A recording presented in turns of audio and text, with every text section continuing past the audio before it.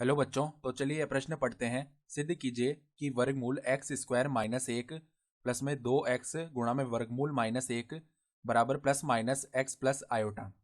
तो यहाँ पर देखो, हमें सिद्ध करके दिखाना है कि जो बायां पक्ष है ये दाएं पक्ष के बराबर है। ठीक है, तो प्रश्न में आगे बढ़ने से पहले इस प्रश्न से संबंधित जो मुख्य अवधारणा है उसकी हम चर्चा कर लेते हैं। तो देखो, मुख्य अवधारणा देखो क्या हो जाएगी। यहाँ पर हमें पता होना चाहिए कि वर्गमूल माइनस एक का जो मान है वो किसके बराबर होता है, आयोटा के बराबर होता है। ठीक है, तो यहाँ पर देखो वर्गमूल माइनस एक लिखा हुआ है बाएं पक्ष के अंदर, तो यहाँ पर हम आयोटा लिख लेते हैं। तो देखो, अब हम क्या करते हैं, सबसे पहले बायां पक्ष लिखते हैं। बायां पक्ष बराबर में वर्गमूल के अंदर एक्स स्क्वायर माइनस एक प्लस में 2x गुणा में क्या आ जाएगा, आयोटा आ जाएगा। ठीक है, अब देखो एक और हम चीज़ जानेंगे यहाँ से कि जब हम दोनों तरफ वर्ग करते हैं यानी कि आयोटा स्क्वायर का मान लिखते हैं तो वो क्या आ जाएगा, माइनस एक के बराबर आ जाएगा।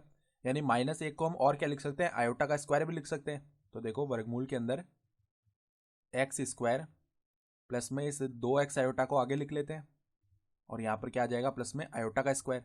तो अब अगर हम ध्यान से देखें तो देखो इस तरीके से लिखा हुआ है, ए स्क्वायर प्लस में 2ab प्लस में बी स्क्वायर उसी रूप में लिखा हुआ है। तो उसको हम वापस से सम्मिलित करके क्या लिख सकते हैं, ए प्लस बी का पूर्ण वर्ग। ठीक है, यानी इसको हम इस तरीके से लिख सकते हैं, एक्स प्लस में आयोटा का वर्ग। ठीक है, तो देखो वर्ग के ऊपर वर्गमूल लगा हुआ है, तो यहाँ पर क्या होगा, प्लस माइनस लग के ये वर्ग हट जाएगा। तो एक्स प्लस में आयोटा ये आ गया, और यही हमारे पास में क्या है, दायां पक्ष भी है, बराबर में दायां पक्ष। ठीक है, यानी कि बाएं पक्ष को हल करते हुए हम दायां पक्ष लेकर आ गए। तो इस प्रकार हमने सिद्ध कर दिया, तो हम लिख सकते हैं इति सिद्धम। अर्थात प्रश्न में दी हुई अवधारणा के आधार पर हमने सिद्ध करके दिखा दिया।